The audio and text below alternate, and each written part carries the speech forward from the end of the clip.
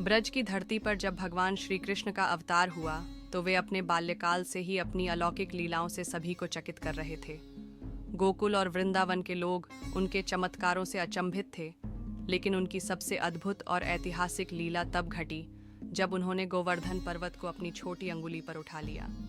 ब्रजवासी हर वर्ष इंद्रदेव की पूजा किया करते थे ताकि वर्षा होती रहे और उनकी खेती बाड़ी सुरक्षित रहे। लेकिन एक दिन श्री कृष्ण ने नंद बाबा और अन्य ग्वालों से पूछा, हम इंद्रदेव की पूजा क्यों करते हैं? वर्षा तो प्रकृति का नियम है और गोवर्धन पर्वत हमें घास, जल और छाया प्रदान करता है। हमें गोवर्धन पर्वत की पूजा करनी चाहिए। ग्वाल बाल और सभी ब्रजवासी श्री कृष्ण की इस बात से सहमत हो गए और उन्होंने इंद्र की पूजा छोड़कर गोवर्धन पर्वत की पूजा करनी शुरू कर दी। इससे इंद्रदेव अत्यंत क्रोधित हो गए। इंद्र ने गुस्से में आकर भयंकर आंधी, तूफान और मूसलाधार बारिश भेजी। घनघोर बादल छा गए, बिजली कड़कने लगी और पूरी ब्रजभूमि जलमग्न होने लगी।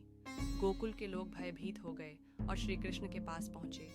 भगवान श्री कृष्ण ने मुस्कुराते हुए कहा, डरो मत, मैं तुम्हारी रक्षा करूंगा। यह कहकर उन्होंने अपने छोटे से हाथ की सबसे छोटी अंगुली पर पूरे गोवर्धन पर्वत को उठा लिया।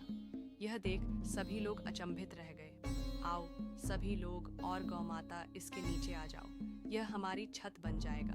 सभी ब्रजवासी गोवर्धन पर्वत के नीचे आ गए और भगवान कृष्ण 7 दिनों तक अपनी छोटी अंगुली पर इस पर्वत को उठाए रहे। जब इंद्रदेव ने देखा कि उनकी सारी शक्तियां भगवान कृष्ण के सामने निस्तेज हो गई हैं, तो उन्हें अपनी गलती का एहसास हुआ। वे स्वर्ग से नीचे आए और भगवान कृष्ण के चरणों में गिर पड़े। प्रभु, मुझे क्षमा करें, मैं अहंकार में अंधा हो गया था। भगवान कृष्ण ने मुस्कुराकर कहा, इंद्र, तुम्हारा कर्तव्य लोगों की रक्षा करना है, न कि अहंकार में उन्हें दंड देना। अहंकार विनाश का कारण बनता है। इंद्र ने पश्चाताप किया और वर्षा रोक दी। ब्रजवासियों ने श्री कृष्ण को गोवर्धनधारी कहकर जय जयकार की। इस घटना के बाद हर वर्ष गोवर्धन पूजा की परंपरा शुरू हुई, जो आज भी दिवाली के अगले दिन मनाई जाती है। जय श्री कृष्ण, गोवर्धनधारी की जय।